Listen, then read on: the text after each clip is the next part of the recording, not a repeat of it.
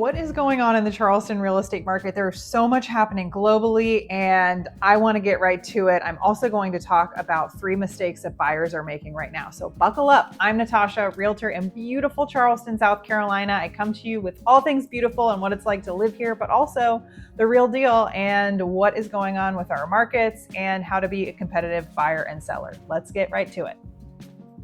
I would say there are 2 different situations and experiences happening right now for buyers in the Charleston area. They are either dealing with the niche neighborhoods and communities and price points that are very popular, or they have more competition dealing with everywhere else. So what I mean by that is I am seeing price points maybe under $650,000 on James Island, Johns Island, West Ashley, going pretty quickly, and sometimes are in multiple offer situations, which can be very challenging for buyers. I'm also seeing that in South Mount Pleasant.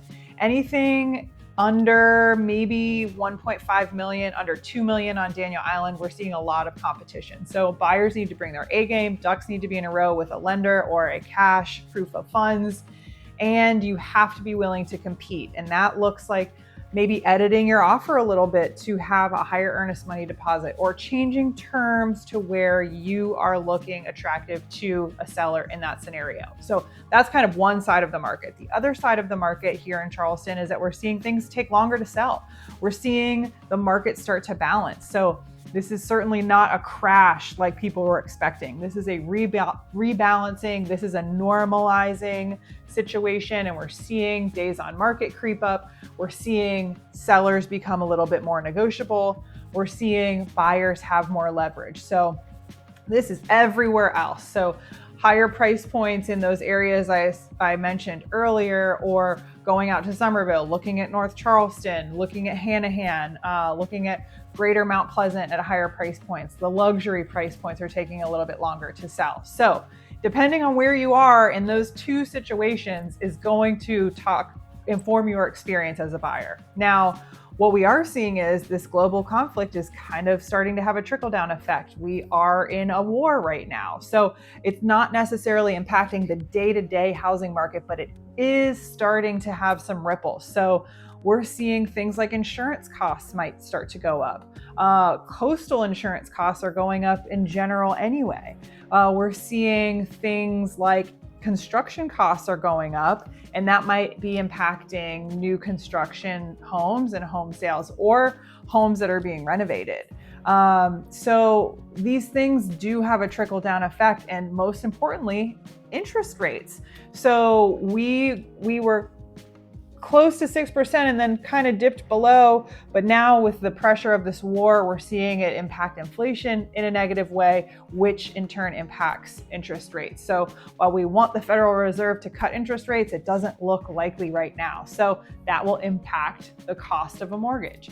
Now, when we think about what's important today, do I need to wait for some bottom to fall out before I buy? We know what's happening today. We don't know what's happening tomorrow, and we don't know what's happening down the road in the future. So I can tell you that Charleston homes do a very good job of appreciating. So a home that you buy today is probably going to be less expensive than a home you buy a year from now. What I can tell you is that we know what the interest rates are today. We know what the mortgage insurance costs are today. We know what the home insurance costs are today. So those, I think it's kind of the devil that you know, right? That situation to me makes more sense versus missing out on a home that is going to appreciate and cost you more down the road. You can always refinance a mortgage and get a better rate in the future if rates improve. But you can't change what home values are. So it's just a very interesting market right now.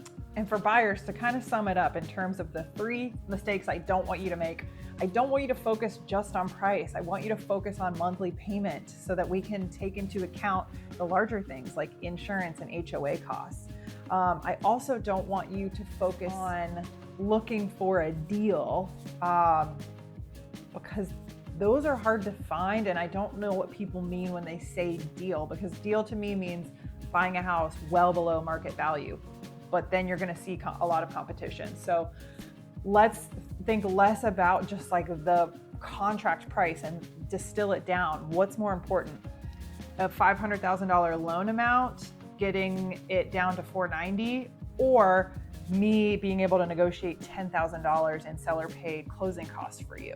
That's a bird in the hand, and that's today's cash, which has more value than the difference between $490 and $500 financed over 30 years. So I want buyers to think of the bigger picture. And also, if you're new to Charleston, it's really important to think about coastal impacts. And this is another mistake that buyers tend to make when they move here: flood insurance and flood risks, and also hurricane risks. So we have to prepare for and mitigate for all of these things. So that's why partnering, again, with a professional is so important. Right now, if you're a seller, it is certainly not for the faint of heart. You need to partner with a professional who can help you understand the past historical data, but also what's happening today and how that will impact your home sale. Price is everything, and we're seeing a lot of price drops across the board, and we're seeing things take longer to sell. On average, 50 plus days is typical before you will get a contract on your home. We aren't seeing a ton of showings in some of these communities that aren't so niche, like I described earlier in the video. So it's a tale of two markets, in my opinion. I think we're having two different experiences depending on the buyer situation and what it is that they're looking for. So always partner with a professional, and that doesn't just go for real estate agents. Find a lender that you like and trust, and a home inspector that you like and trust. All of these people are important pieces of the puzzle and will make up your larger team when you go to make an offer or when you go to sell, conversely. So thank you so much for watching. If you have questions about the market or what is going on, please send me a message. I would love to connect with you, and have a good day.